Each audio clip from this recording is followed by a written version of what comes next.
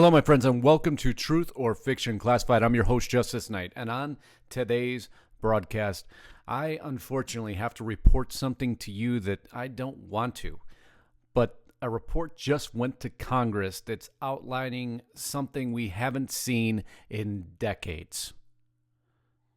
Now, the report is providing for the common defense, the assessment and recommendations of the National Defense Strategy Commission. In short, they have determined that our military superiority has waned to such a point that we are no longer the global dominant factor that we once were, at least according to this report presented to Congress. I'm going to read very quickly, and they've often provided their recommendations to Congress on what needs to be done.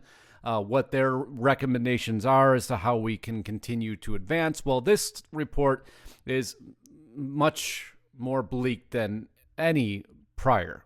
The security and well-being of the United States are at greater risk than any time in decades. America's military superiority, the hard power backbone of its global influence and national security, has eroded to a dangerous degree.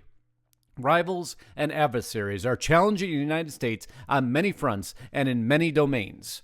Military, technology, because basically Russia and China are taking larger leaps, according to this report, than we are. We haven't kept up because of previous administrations eroding our military spending and budgets. Because, my friends, if you want global rule, you get rid of the Republic of the United States and their ability to enforce its military might on the world. And that's what we're seeing here. That's what this report is outlining to the Congress, that we have lost our power to defend ourselves. Scared yet? It gets worse. Because if we go down further, today's changes at home and abroad are diminishing U.S. military advantages and threatening vital U.S. interests. Authoritarian competitors, especially China and Russia, are seeking the means to project power globally. They are pursuing determined military buildups aimed at neutralizing U.S. strengths. Threats posed by Iran and North Korea have worsened as those countries have developed more advanced weapons and creatively employed asymmetric tactics. We're being flanked everywhere. This involves and will encompass a little bit further down into the South China Sea. Right here, finally, due to political dysfunction and decisions made by both major political parties, both parties are blaming, and particularly due to the effects of the Budget Control Act of 2011 and years of failing to enact timely appropriations, America has significantly weakened its own defense. Defense spending was cut substantially under the Budget Control Act, with pronounced detrimental effects on the size, modernization, and readiness of our military. Those who've laid down our lives for this country to protect our freedoms, we wiped the budget out from underneath them. We took their spending away, and I've talked to many of them. They'll all reinforce this report, that the ability they had to grow their military might has been significantly diminished, if not all but removed. And we've reported on that's why everybody says, oh, China will never get there. They're not big enough. No, they've continued to advance. The independent report here, U.S. might lose war against China or Russia. We've covered many of their military advancements. China now getting into stealth technology at an exponential degree. But don't worry, they can never launch that plane.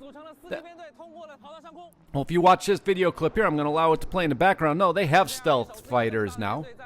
And they're proud to go ahead and produce them out for you. This isn't the bomber we covered on a previous article. These are their stealth fighters.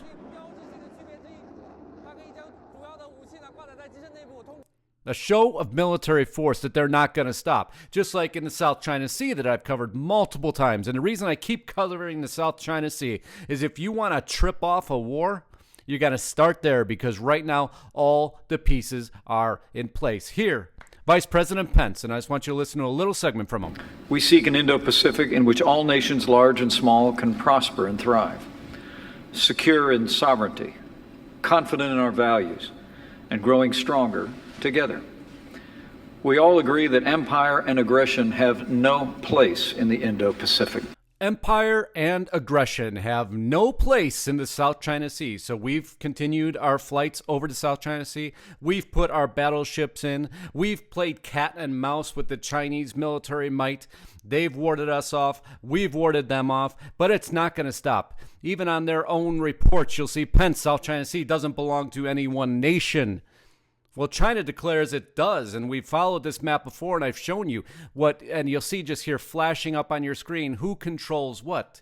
You'll see mainland China, for the most part, declares the entire South China Sea for themselves. They're building military installations on the islands. It's well proven. It's been done for many, many years. I'm not going to prove it again, but you'll see Vietnam, Philippines, Brunei, Malaysia, Taiwan, everybody overlapping in this what's supposed to be a neutral zone, and people will say, United States, stay out of the interest. Well, the reason we can't is because China is continuing to build. Business Insider, China's mysterious H-20 bomber has a nuclear missile, but that doesn't got nothing on its real threat. Well, its real threat is it's the fact the first time that they now could put a nuclear bomber above us. So before, like we talked about, if a nuclear war was launched, we knew for the most part that we could watch their missiles go off and we'd have time to respond to knock them down. Well, that all goes away when suddenly they launched their nukes. And there could be one right above the United States. That could force somebody to push that button really quick and launch all-out nuclear war. So yes, is China developing? Is China saber-rattling? Is China showing us all their things? The H-20 bomber, whose range just so happens to be 10,000 kilometers. 10,000 kilometers is the distance from China to California. So they're basically doing, and why they're promoting that is to tell you we have the ability now to strike the mainland United States of America from China. So tell me the saber rattling isn't big. Tell me this report isn't real. Tell me that when you do, China's most advanced stealth fighter may now be able to strike targets at greater distances. You hear this. This is on our Air Force Times.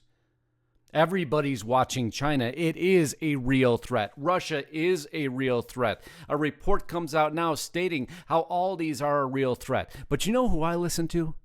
I listen to our men and women in the military because their opinion is what matters to me and should matter to you because they're the ones who defend our freedoms. Well, now, and why I said this information's getting really grim, report just came out. Nearly half of U.S. troops think major war with Russia or China is possible in 2019.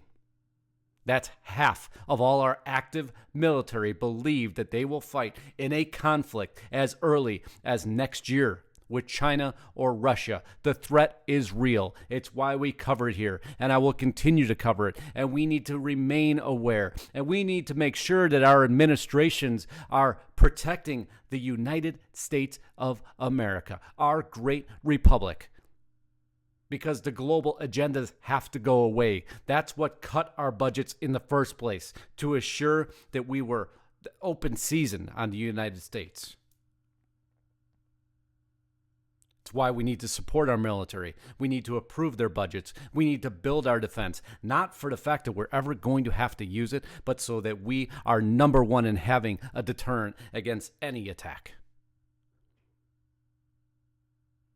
And my friends, I want to thank you again for tuning in. I wanted to bring this report to you so that you're aware of what our Congress is hearing, what's happened to our military. And I can't thank you enough for tuning in. Once again, this is Truth or Fiction Classified. My name is Justus Knight, so Godspeed and God bless. Until next time, I can't wait to see you.